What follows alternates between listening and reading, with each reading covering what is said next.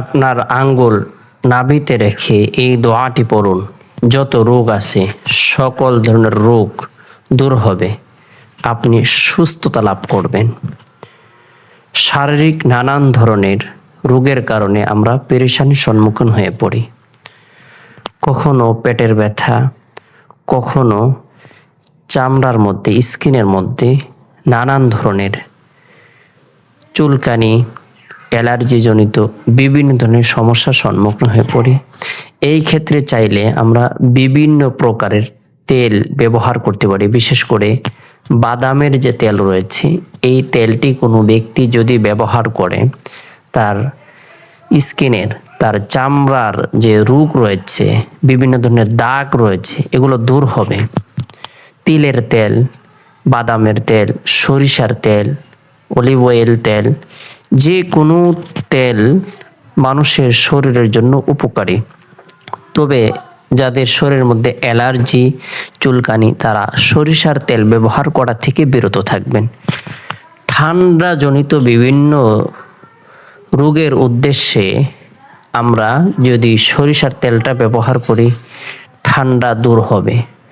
বিশেষ করে রাতে ঘুমানোর পূর্বে যদি আমরা আঙ্গুলের মধ্যে তেল লাগিয়ে নাভিতে রাখি আর কোরআনের বিশেষ দোয়া আয়াত তেলাওয়াত করে ফু দেই, আল্লাহর রহমতে পেটের ব্যথা ভালো হবে এবং নানান ধরনের রোগ দূর হবে।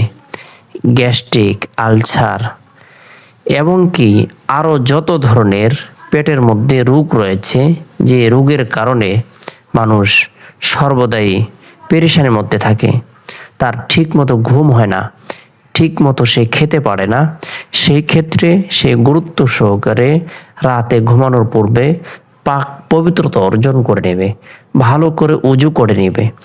পবিত্রতা অর্জনকারীকে আল্লাহ তাআলা পছন্দ করেন, ভালোবাসেন। ইন্নাল্লাহা ইউহিব্বুত তাওয়াবিন ওয়া ইউহিব্বুল মুতাতাহহিরিন। আল্লাহ তাআলা তওবাকারীকে পছন্দ করেন, ভালোবাসেন এবং পবিত্রতা অর্জনকারীকে পছন্দ করেন, ভালোবাসেন। তাই পবিত্রতা অর্জন করে নেওয়ার পরে আমরা গুরুত্ব সহকারে গুনাহ মাফের উদ্দেশ্যে তওবার নিয়তে একবার ইস্তিগফারের আমল করব। আস্তাগফিরুল্লাহ রাব্বি মিন কুল্লি যামবি ওয়া আতুবু ইলাইহি। আস্তাগফিরুল্লাহ রাব্বি মিন কুল্লি যামবি ওয়া আতুবু ইলাইহি। একবার বিসমিল্লাহ সহ সূরা ফাতিহা পাঠ করব। বিসমিল্লাহির রহমানির রহিম। আলহামদুলিল্লাহি রাব্বিল আলামিন। আর রহমানির রহিম। মালিকি ইয়াউমিদ্দিন। ইয়াকা না'বুদু ওয়া ইয়াকা নাস্তাঈন। ইহদিনাস সিরাতাল মুস্তাকিম। সিরাতাল লাযীনা আন'আমতা আলাইহিম গায়রিল মাগদুবি আলাইহিম ওয়ালাদ-দাল্লিন। এরপরে ইয়া আল্লাহু ইয়া সালামু, ইয়া আল্লাহু ইয়া সালামু 7 বার পাঠ করব। আমাদের নাভিতে ফু দেব, ইয়া আল্লাহু ইয়া সালামু।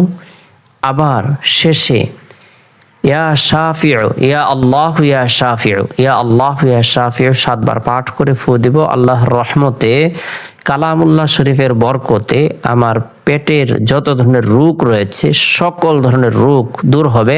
আল্লাহ তাআলা শারীরিক সুস্থতা প্রদান করবেন, প্রশান্তির ঘুম দান করবেন। ঠান্ডা জনিত যত ধরনের রোগ রয়েছে সকল ধরনের রোগকে আল্লাহ তাআলা দূর করে দিবেন।